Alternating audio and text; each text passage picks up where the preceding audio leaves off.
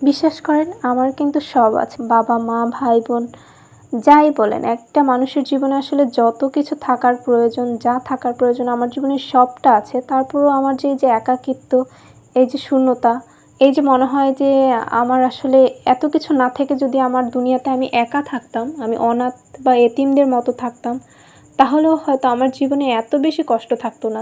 এতগুলো মানুষ থাকার পরও আমার যেই কষ্টটা, সেই কষ্টটা হয়তো কোনোদিনও থাকতো না। আমার মেয়েটার আজকে ১৫ থেকে ১৬ দিন ধরে অসুস্থতা, ১৫-১৬ দিনের বেশি মানে আ অসুস্থ হচ্ছে, আবার ঠিক হচ্ছে, আবার অসুস্থ হচ্ছে। বাট সবকিছু থাকার পরেও আমার যে এতিমের মতো অবস্থা, কোনো না কোনো দিক দিয়ে আমার মনে হয় যে আমার মেয়েটারও সেই একই অবস্থা। ওর দুনিয়াতে ওর সবকিছু আছে।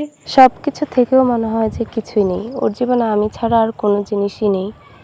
সত্যিই তাই। ওর জীবনে আসলেও আমি ছাড়া আর কোনো জিনিসই নেই। তো আমরা মা-মেয়ে প্রচুর অসুস্থ। আর সিজন চেঞ্জ না আসলে যে পরিমাণ গরম পড়েছে, এই অতিরিক্ত গরমের কারণে প্রায় সবাই অনেক বেশি অসুস্থ হয়ে গিয়েছে। তো আমরাও বেশ কয়েকদিন যাবত অসুস্থতায় ভুগছিলাম। মেয়ে ঠিক হচ্ছে তো আবার আমার শুরু হয়ে গেছে এরকম। তো মানে একজন সুস্থ হচ্ছে পরিবারে আরেকজন অসুস্থ হয়ে যাচ্ছে। এই অবস্থায় আসলে ডাক্তারের পেছনে টাকা ভাঙতে কী পরিমাণ অর্থ যে অপচয় হয়েছে। মেয়ের অসুস্থতার পাশাপাশি আমার নিজেরও এত বেশি সমস্যা দেখা দিয়েছে। জ্বর, ঠান্ডা, কাশি, আবার দাঁতের সমস্যা। তো এত কিছু নিয়ে আসলে কতগুলো ডাক্তারই বা দেখাবো, এই জন্য চলে গিয়েছিলাম সাভার উপজেলা স্বাস্থ্য কমপ্লেক্সে।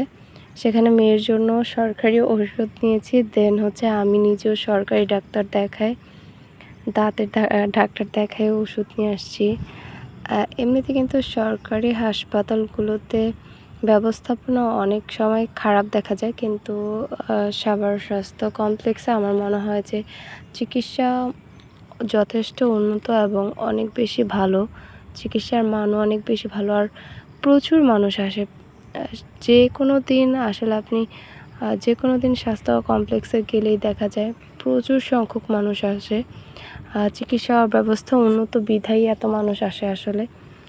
তো আসার সময় মেয়ের জন্য কিছু বেকারি আইটেমস নিয়েছিলাম, বিস্কিটস, রোলস এগুলো আরাফা অনেক বেশি পছন্দ করে। আর আরাফা অনেক অসুস্থ থাকায় কোনো কিছু খেতে চায় না এখন। অনেক বেশি ওজন কমে গেছে, শুকিয়ে গেছে মেয়েটা। সবাই আমার মেয়ের জন্য দোয়া করবেন যাতে আমার মেয়েটা সুস্থ থাকে। অ্যাটলিস্ট আমার মেয়েটা যেন সবসময় সুস্থ থাকে। আমার মেয়ের জন্য অনেক বেশি দোয়া করবেন সবাই। আল্লাহ হাফেজ। আসসালামু আলাইকুম।